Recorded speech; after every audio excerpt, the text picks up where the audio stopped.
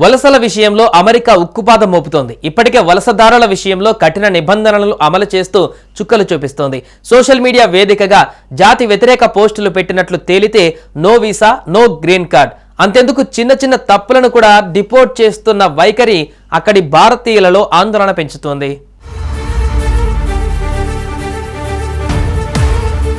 America అధ్యక్షుడు Donald Trump బాధ్యతలు చేపట్టిన తర్వాత నుంచి కీలక నిర్ణయాలు తీసుకుంటున్న విషయం తెలిసిందే. ప్రధానంగా వలసల విషయంలో ఆయన ఉక్కుపాదం మోపుతున్నారు. వలసదారుల విషయంలో కఠిన నిబంధనలను అమలు చేస్తున్న యుఎస్ ప్రభుత్వం తాజాగా మరో సంచలన నిర్ణయం తీసుకుంది.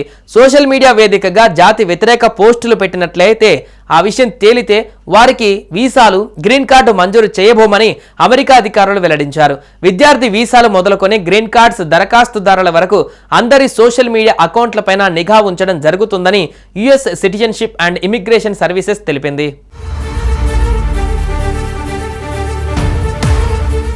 అగ్రరాజ్యానికి వచ్చి యూదు వ్యతిరేక హింస, ఉగ్రవాదాన్ని సమర్థించవచ్చని భావించే ఎవరైనా మరోసారి ఆలోచించాలని హోంల్యాండ్ సెక్యూరిటీ కార్యదర్శి క్రిస్టీ నోయెమ్ స్పష్టం చేశారు.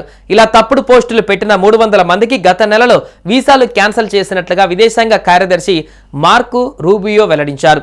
అమెరికా పౌరులు కాని వారికి అమెరికన్లకు ఉన్నంత హక్కులు లేవన్నారు. వీసాల జారీ లేదా తిరస్కరణ అనేది న్యాయమూర్తుల అభిష్టానుసారం కాదని, తమ అభిష్టానం మేరకు ఉంటుందని రూబియో స్పష్టం చేశారు.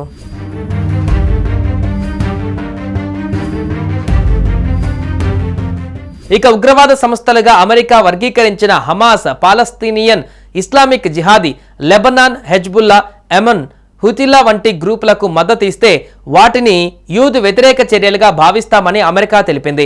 అలాంటి ఉగ్ర కార్యకలాపాలను ప్రచారం చేసినా, వాటి గురించి సోషల్ మీడియాలో అనుకూలంగా పోస్టులు పెట్టినా తీవ్రమైన పరిణామాలను ఎదుర్కోవాల్సి ఉంటుందని హెచ్చరించింది.